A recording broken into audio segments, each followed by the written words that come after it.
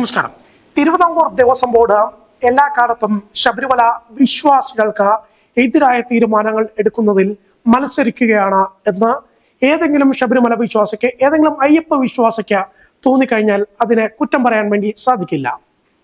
2018 എടുത്ത തീരുമാനങ്ങൾ എല്ലാം ജനങ്ങൾ ചർച്ച ചെയ്തിട്ടുള്ളതാണ്. അതിന്റെ തിരിച്ചടി ഈ തിരുവിതാംകൂർ ദേവസ്വം ബോർഡിനും ഒപ്പം തന്നെ ഇടതുപക്ഷ സർക്കാരിനുമൊക്കെ 2019 ലോക്സഭാ തെരഞ്ഞെടുപ്പിൽ ജനങ്ങൾ കൊടുത്തിട്ടുള്ളതുമാണ്. ഇപ്പോൾ ഏറ്റവും ഒടുവിലായി എടുത്തിരിക്കുന്ന തീരുമാനം എന്ന് പറയുന്നത് ശബരിമല വിശ്വാസികളുടെ, അയ്യപ്പ വിശ്വാസികളുടെ നെഞ്ചിൽ ആണിയടിക്കുന്ന തരത്തിലുള്ള ഒരു തീരുമാനമാണ്. ശബരിമലയിലേക്കുള്ള തീർത്ഥാടകരുടെ പ്രവേശനം അത് പൂർണ്ണമായും വെർച്വൽ ക്യൂ വഴി മാത്രമാക്കുക എന്ന തീരുമാനമാണ് എടുത്തിരിക്കുന്നത്. രണ്ടാമത്തെ തീരുമാനം എന്ന് പറയുന്നത് സ്പോട്ട് ബുക്കിംഗ്. ആ സ്പോട്ട് ബുക്കിംഗ് സംവിധാനം പൂർണ്ണമായും അവസാനിപ്പിക്കുക എന്ന നിലയിലേക്കാണ് തീരുമാനം എടുത്തിരിക്കുന്നത്. അതായത് ഒരു ദിവസം 80,000 തീർത്ഥാടകർ ശബരിമലയിലേക്ക് കയറിയാൽ മതി എന്ന തീരുമാനം തിരുവിതാംകൂർ ദേവസ്വം ബോർഡ് എടുത്തിരിക്കുകയാണ്.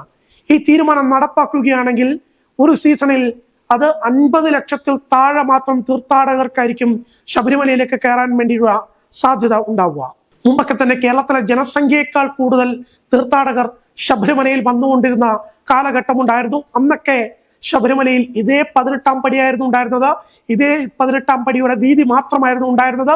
അന്ന് 18-ാം പടിയിൽ ജോലി ചെയ്യുന്ന പോലീസുകാർ ഒരു മിനിറ്റിൽ 100-ലധികം തീർത്ഥാടകരെ കൃത്യമായി 18-ാം പടി ചവിട്ടിക്കാൻ വേണ്ടി അല്ലെങ്കിൽ മുകളിലേക്ക് കയറ്റിവിടാൻ വേണ്ടി കഴിഞ്ഞിരുന്നു എന്നുള്ളിടത്താണ് അന്നത്തെ തീർത്ഥാടകരുടെ ബാഹുല്യത്തെ നിയന്ത്രിക്കാൻ വേണ്ടി അന്നത്തെ പോലീസുകാർക്ക് കഴിഞ്ഞിരുന്നത്.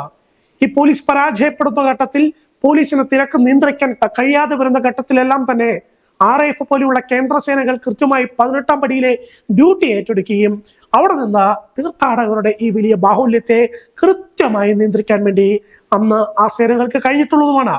പക്ഷെ RAF ഡ്യൂട്ടി ഏറ്റെടുത്തു കഴിഞ്ഞാൽ അത് കേരള പോലീസിന്റെ കൊള്ളരുതായ്മ അല്ലെങ്കിൽ അവരെ കൊണ്ട് കഴിവില്ലായ്മ എന്ന രീതിയിലേക്ക് ജനം പറയും എന്നുള്ള പിണറായി വിജയന്റെയും DGPയുടെയും പോലീസ് ഏമാന്മാരുടെയും ദാഷ്ട്യത്തിന്റെ, അവരുടെ ഈഗോയുടെ ഭാഗമായിട്ടാണ് ഇപ്പോൾ ശബരിമലയിൽ ഉണ്ടായിക്കൊണ്ടിരിക്കുന്ന പ്രശ്നങ്ങളെല്ലാം തന്നെ ഉണ്ടാകുന്നത് എന്നാണ് ശബരിമലയിൽ ദീർഘകാലം ജോലി ചെയ്ത ഒരു മാധ്യമ പ്രവർത്തകൻ എന്ന നിലയിൽ എനിക്ക് സാക്ഷ്യപ്പെടുത്താൻ വേണ്ടി പറ്റുന്നത്. ശബരിമലയിൽ ഈ കഴിഞ്ഞ തീർത്ഥാടന കാലത്ത് 90,000 തീർത്ഥാടകരെ വെർച്വൽ ക്യൂ വഴിയും 10,000 തീർത്ഥാടകരെ സ്പോട്ട് ബുക്കിംഗ് വഴിയുമാണ് കടത്തിവിട്ടിട്ടുണ്ടായിരുന്നത്.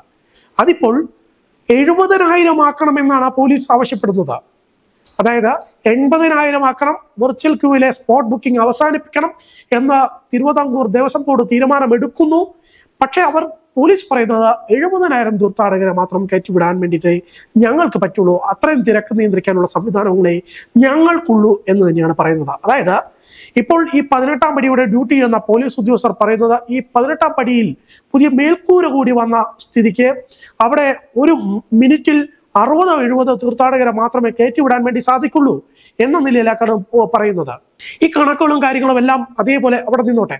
പക്ഷേ ഈ ശബരിമലയിൽ 80,000 തീർത്ഥാടകരെ ഓരോ ദിവസവും വെർച്വൽ ക്യൂ വഴി സ്പോട്ട് ബുക്കിംഗ് അല്ലാതെ കയറ്റിവിടുക എന്ന തരത്തിലേക്ക് തീരുമാനം എടുത്ത സ്ഥിതിക്ക് തിരുവിതാംകൂർ ദേവസ്വം ബോർഡിനും സർക്കാരിനോടും ഒരു കാര്യം ചോദിക്കട്ടെ. ഈ നിലയ്ക്കൽ ഒരു 7,000 വാഹനങ്ങൾ പാർക്ക് ചെയ്യാനുള്ള സംവിധാനം അവിടെ ഉണ്ട്.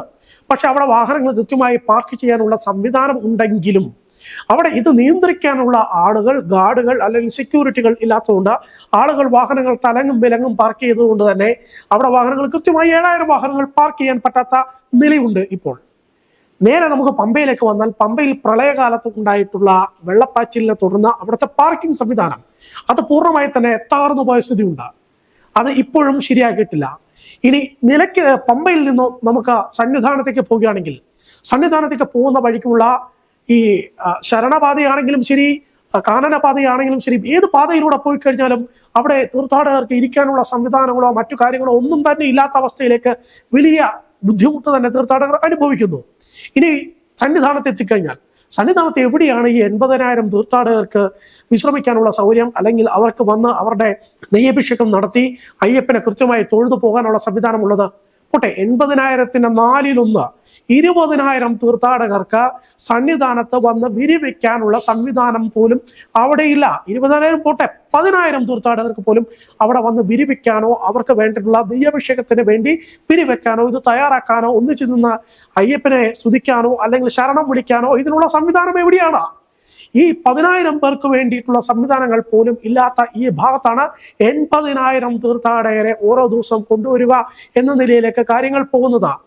അതായത് ശബരിമലയിൽ നിന്ന് എല്ലാ വർഷവും ഓരോ സീസണിലും കോടിക്കണക്കിന് രൂപ 200-300 കോടി രൂപ കിട്ടുന്നുണ്ടെങ്കിലും ഈ പണം ഒന്നും തന്നെ ശബരിമല മാസ്റ്റർ പ്ലാൻ എന്ന ആ ഒരു വിപുലമായിട്ടുള്ള പദ്ധതി നടപ്പാക്കുന്നതിലേക്ക് പോകുന്നില്ല. ശബരിമലയിൽ തെറ്റായ തരത്തിലുള്ള പ്രവർത്തനങ്ങൾ, തെറ്റായ തരത്തിലുള്ള നിർമ്മിതികൾ ഇതൊക്കെ തന്നെയാണ് നടക്കുന്നത്. അതുകൊണ്ട് ശബരിമലയെ എല്ലാ കാലത്തും എങ്ങനെയെങ്കിലും നശിപ്പിക്കുക എന്ന് പറയുന്ന ഇടതുപക്ഷ സർക്കാരിന്റെ നയത്തിലേക്ക് തന്നെയാണ് ഇപ്പോൾ തിരുവിതാംകൂർ ദേവസ്വം ബോർഡും അവരുടെ നയങ്ങളും കൊണ്ടെത്തിക്കുന്നത് എന്ന് വേണം ഈ കാര്യങ്ങളെല്ലാം തന്നെ കൃത്യമായി നോക്കി മനസ്സിലാക്കുന്ന ആർക്കും മനസ്സിലാകാൻ.